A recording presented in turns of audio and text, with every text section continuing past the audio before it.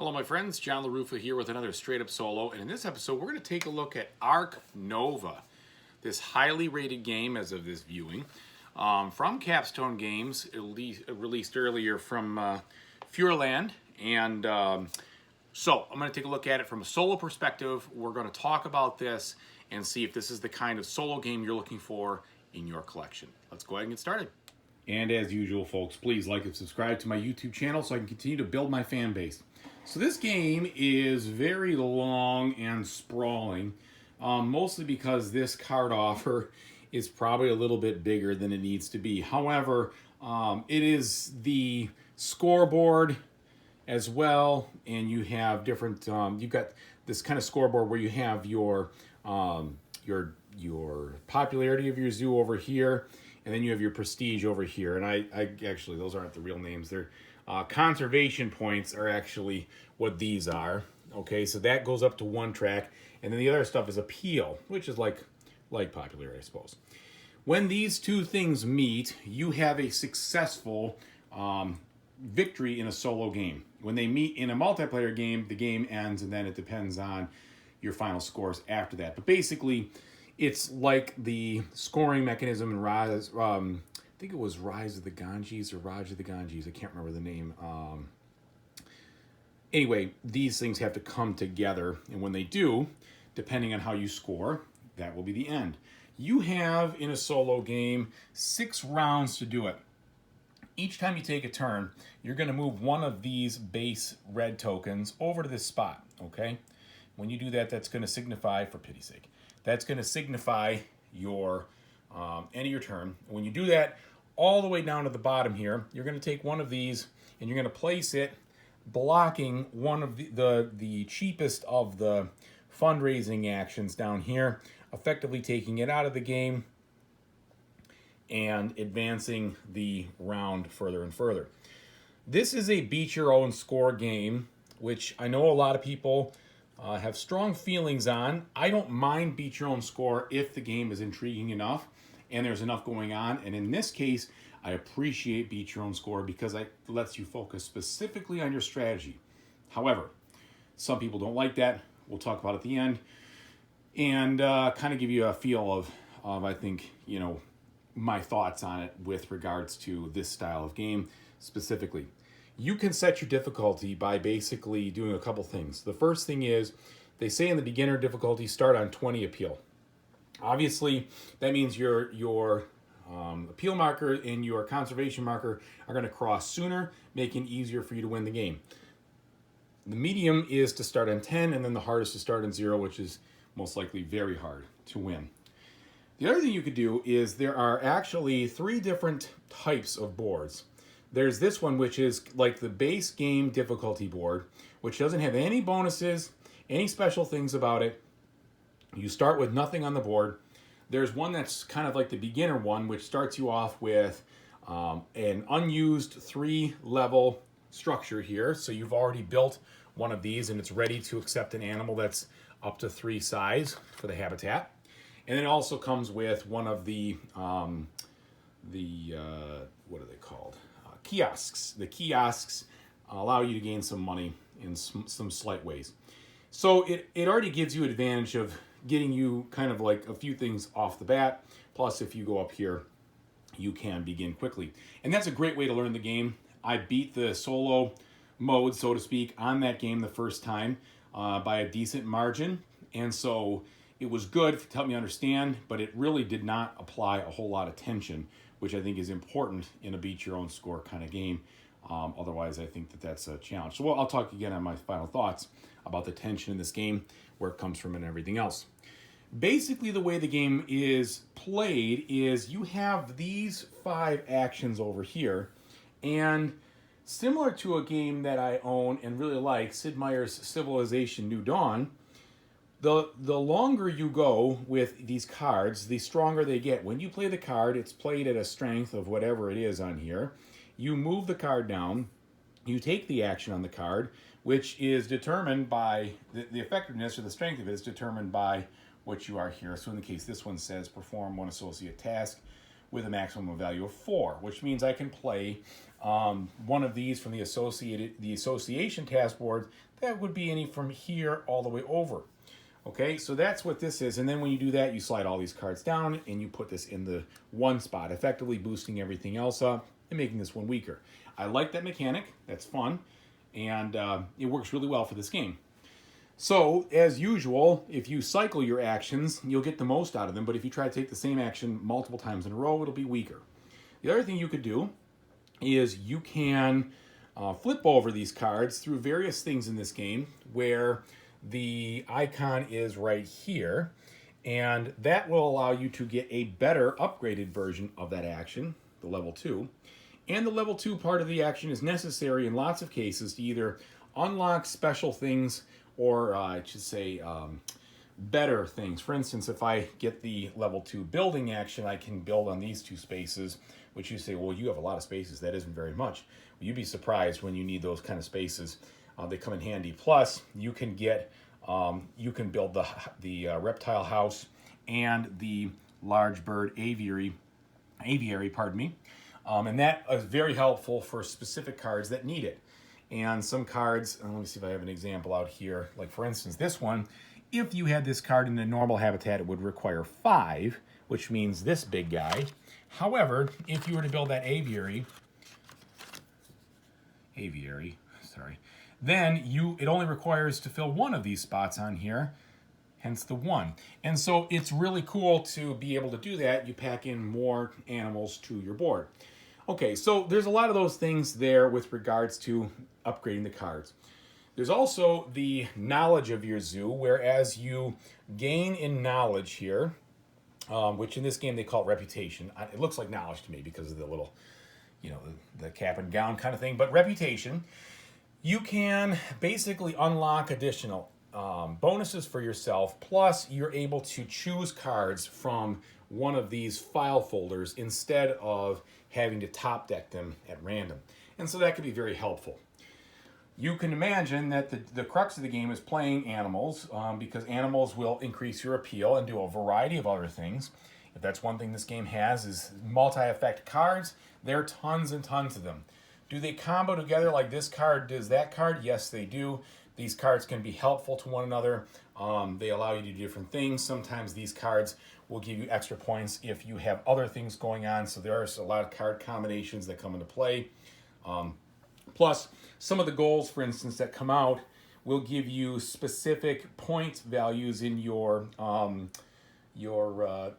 conservation points, pardon me. They will let you get more conservation points depending on how many of these have. So for instance, if I have 5 animals in play, or I should say 5 symbols in play that have the Americas icon in there, I could get 5 of those by playing one of my tokens from over here on that card. And there's a variety of other things. Okay, so let me just give you, I'm going to put the camera up now. We're going to show you a couple actions, how they go, and then you can get an idea of the way the game feels as it plays. Plus, I'll give you my thoughts at the end. So let's take a look. Okay, so beginning, I start with this hand of cards. All right, 4 off the bat. And I also start with $25 or credits or money or however you want to look at it. They're called money in there. And so I can begin with any kind of action I want from my action selection area. So I'm just going to try to demonstrate a couple things, not really optimize so many plays, but let's go ahead and talk about, let's try to take the association action first. So if I take the association action, I have 1 associate to start with, and I will put it on this board over here. And I like to begin the game, in the case of what I've got here, I could probably use some reputation and maybe a research icon. So I'm going to go ahead and put this right here. I'm going to get this first tile, meaning that I partnered up with a university, and there we go. It gives me 2 reputation, effectively getting me off a start over there, and it gives me 1 of these research icons, which might be needed for future cards out there. For instance, this card, I could not play it unless I had 1 research icon. And like usual in these kind of games, the things on the left are what's required, the things on the right is what you get, and then all this is scoring and such. Okay? So I've done that. I slide this down. I move these over. Now this is at strength 1, and I take 1 off the round marker, so to speak. Now it's my turn again. All right, now that I've done that, it gave me some actions out here. I mostly did it because I wanted to move things up in the track and get stronger cards, stronger action cards before doing anything else. So I know over here at the end of the game, I'm going to have to choose one of these end goals. And this end goal says you're going to get a bunch of points if you, conservation points, if you have a bunch of small little animals. Well, small animals in this game are ones that require 2 or less in size, and I happen to have 3 of them starting out right now. So that's kind of cool, but I need some place to put them. So let's go ahead and build some animal enclosures to house these little guys. Now, when you begin on your board, you can begin in any spot, doesn't matter where, but it has to start by touching some of the entryways, or I'm sorry, the borders, so you kind of have like a park entrance, right? And because I had a tough time last time I played on money, I'm going to begin up here. So first I'm going to do is take the building action. Lets me build one building with a maximum size of this, and I pay $2 per space that I build on. Okay, well, I'm going to build a level 2 building because I just need a level 2. So we're going to do that. We're going to pay $4. Then I'm going to move this down, and it says, because I covered one of those bonus icons, I also get one of these X's. These X's are like a temporary boost to my cards to help me to make some of the lower cards stronger in a pinch, or make the higher cards even stronger still when I need to. And okay, so that turn's done. We advance here. All right, continuing on now, it's time to probably play some animals from my card or my hand. And I have this guy right here. Oops, you know what? Let me walk that back. Walk that back. Because what I inadvertently did is played that card. This needs 2 rocks. Well, I can't get 2 rocks around there. That's not going to work. So instead of building this 2 space, I'm going to build a level 1 space. Still do it right there. Still get all that, but get $2 back. Okay, moving on. I'm not going to place that one. Oops, and I should have put it like this because it's empty. I'm going to play one of these little guys, and I'll do this one right here, which says a hunter. Reveal the topmost card of the deck. If it's an animal card, add it to your hand. Otherwise, discard it. Okay? So it requires a spot that's 1 in size or greater.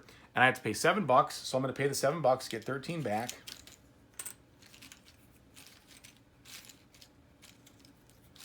Okay, there's my 13.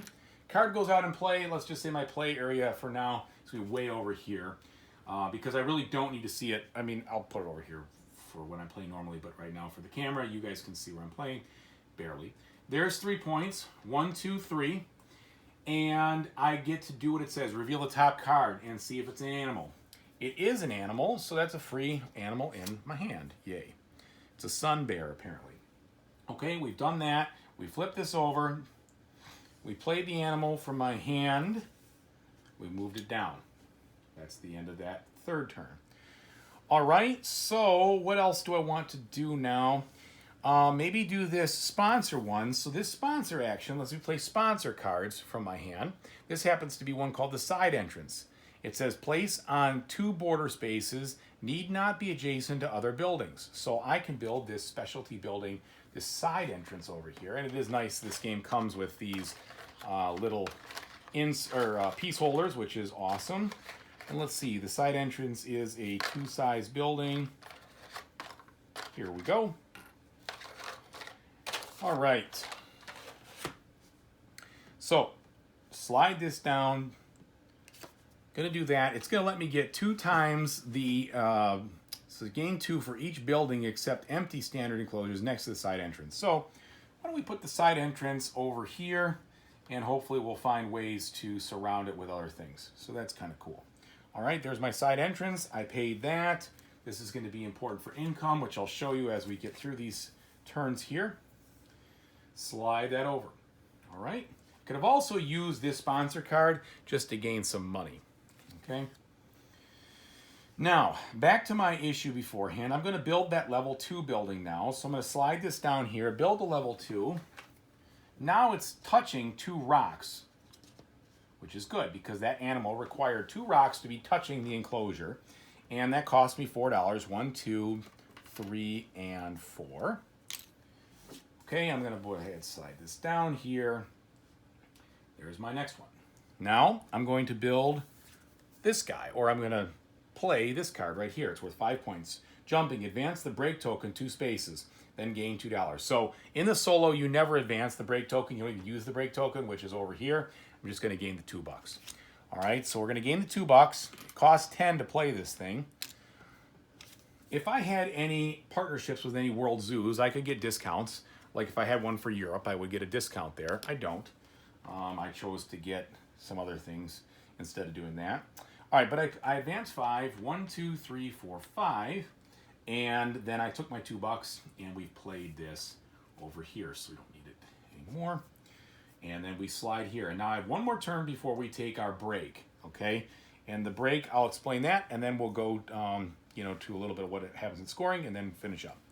So the last thing I think I want to do, because I do have a card limit or hand limit of 3, note that one of these goals here is for birds. So if at the break, I'm going to have to discard things down here. I want to snap this up, as it says here, before I lose track of it, before it gets taken away from me. So I am going to do that. I'm going to play this one. It allows me to snap a card because it's a strength 5, which allows me to pick up a card directly from the display, one of them, as long as my reputation is that's at that level or better. So here we go. We snapped it up. We slide everything else down. Unfortunately, I'm not going to be able to get this vulture, but that's okay. I'm happier in this case with this one for strategy reasons and such, but don't worry about that. We slide these over. Now we're done. It's time to take the break. So in taking the break, the first thing we do would be to discard any multiplier tokens or anything special that we have out here. We don't. Then I move this over here, put that down, block that space. I take my guys back over here, or my one guy. If I had more than 3 cards, I would have to discard down unless I had this partnership with the university for 5. Then I look and I get my income. Well, I haven't unlocked any income over here. So I'll get the $16. Oops, and I forgot. I do this every time. Flip that because I played that card, okay? So I'm going to get $2 per used building on this side entrance, right? So that's 2, 4, plus this 16 is going to be 20. So I get $20 in income, which is not bad, on the first turn. And that will be the end of the first round, besides the fact that I have to discard these, which I mentioned earlier.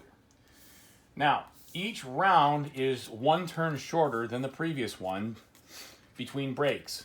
So now, instead of having, I had 7 turns there in round 1, now I'm going to have 6 turns in round 2, 5 turns in 3, etc., etc., etc.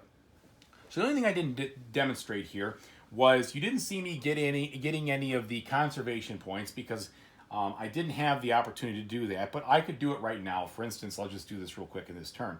So to start off, I could play this perform 1 association action, and I could put this guy here, which allows me to play one of these cards, or I'm sorry, one of my income things on one of these cards. The only issue I have with that is that I wouldn't be scoring any points, so I can't even do that. But basically what I would do, just to show you, is I would choose one of these things and either get an immediate payout that's once and done, or an immediate payout, and then it was an extra income step. So I could, like, for instance, get 1 reputation point now plus whatever I just land that on. But I'm not going to do that because I can't. So we'll just back all that up, and I'll think about it, as I finish the game up. But that's really the action. I think that's the only thing I didn't demonstrate here. You saw me play, you saw me build, you saw me play cards, etc.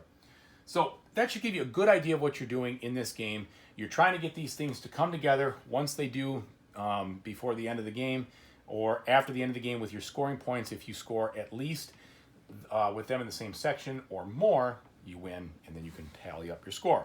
And there's a variety of endgame things, sometimes on these associate cards or sponsor cards. On these areas right here, there's going to be one of those scoring cards that can score you some end points, but a lot of the points you're going to get are mostly throughout the game. Okay, so that's about the size fit. Now let's go ahead and tell you what I think.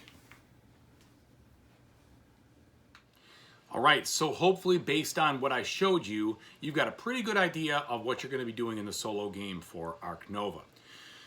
I like the game a lot. I think there's a lot of interesting card play here. There's an interesting spatial aspect of where I'm going to build on the board, etc. Those are It's a tighter board than you'd think. There's a lot of difficult decisions to be made about fitting those larger buildings in. And the different goals and different things that rotate throughout the game give you a good sense of a fresh feel each time you play. There's a ton of cards in this game, and you'll never see even close to, I think you probably see 15% of the deck every time you play as a solo player. So you're not going to see everything, which means every game literally should have a different situation with the cards, and that's what the variety really comes down to. Now, that being said, I can definitely see one of the potential negatives is that this game is going to be like some other games where the first couple of turns might be on rails because of how the cards come out. The only thing that's fixed is they tell you to play your animal card in number 1 and then randomly distribute the other ones. So there's a little randomness there, but I'd say the beginning of the game is usually going to follow a similar pattern every time for that first round or so, and then it's going to start to diverge. Some people might not like that. There's no real randomness in this game with dice rolling, etc. Of course, the cards are completely random as they come out, and there is no way you could base a strategy about trying to catch a specific card, which I think is good. Besides that, there's no other random elements. The rest of it is very much a player optimization strategy of what to play when, how long can you hold on to this, which icons do I need to cover, and which cards are going to be the most beneficial to me. So all that's good news. I would say that as a beat your own score, the reason this one works is because you put your own sense of tension into it. One of the things I forgot to describe with the other boards, I told you about the easy and the normal boards. There is an advanced board, which there are 8 different ones, which have a certain condition on them. And I haven't played with any of those yet, but that basically I'm guessing is going to be something that maybe ties one hand around your back or limits you or starts a strategy in a specific way. That also will, I think, help maybe, vary up the starting point of the game, and also you can look at how much tension you want to put in and how tough it is. I thought the first game I played, to be honest, was a little ho-hum because I beat it. Second game I played was really good because there was a lot of tension that I built in by making the board tougher and putting, the score back from 20 to 10. I like that. I like the feeling of, oh my gosh, I only have this amount of turns left. I got to get all the way around here. How am I going to do it? That is so much more, and it's funny because it's still a high score kind of feel, but there's a condition for winning that makes it more challenging versus I just need to get the highest score, period. There definitely feels like I won or I lost, which I like. If that's not enough for you, I can totally understand that. I could totally see somebody who would want to see an Automa that takes cards off of things, and really the only thing is takes cards off things and maybe places stuff down on the group scoring cards. That's about it, because everything else is fairly independent. They could remove maybe one of the association tiles for you at a given round or something, but ultimately I think that'd be a lot of extra effort for not a lot of reward in my case, because I like the condition of trying to achieve a specific score, even if it is a beat your own score. And I would say that because the 2 tracks are different, the one track, as you get further down it, you start jumping. Instead of just 2 spaces, it becomes 3 spaces, and that kind of widens things out. So the more you can get on those conservation points, those are big leaps in scoring versus just the appeal, which is 1 at a time. So that changes enough of the scoring aspect to, it's obvious you want to get more green points in a lot of ways, but the more you get in the appeal means your income goes up. So there's benefits and drawbacks of both. So again, I think there's enough there that this game is a clear keeper for me. I really like it and enjoy it. I could see why a lot of people rate it so highly. I would not say this game is earth-shattering or groundbreaking. I don't really see any new mechanics in this game. I see borrowed mechanics from other ones that I've played before, as I mentioned earlier, like Raj of the Ganges and the Civilization from Sid Meier's A New Dawn. So I feel like those mechanics are used. The card play feels familiar to a lot of games, right? I don't think this feels like Terra Mystica, to be honest. I think Terra Mystica feels like a completely different game with a lot of fiddliness. There's not nearly as much of that here. There's not a ton of resources and costs and things like that. There's none of that. I think it's much more streamlined, and I enjoy it a lot more than I did Terra Mystica. Terraforming Mars. Terraforming Mars. That's what I'm talking about, not Terra Mystica. Love Terra Mystica. But the essence here is, do you like Beat Your Own Score or this kind, or don't you? That is the source of the tension. The rest of the game is not going to have any tension besides that. If that's enough, then this is going to be a great multiplayer game for you if you like the mechanics. If that's not enough, then this is a strong pass for you, because you're never going to feel that Automa playing against you and other things. This is much more of a Euro kind of independent game. So I hope that was very helpful for you. Whatever you decide to play in the future, I hope you have a fantastic time doing it. Thank you so much again for watching. Take it easy.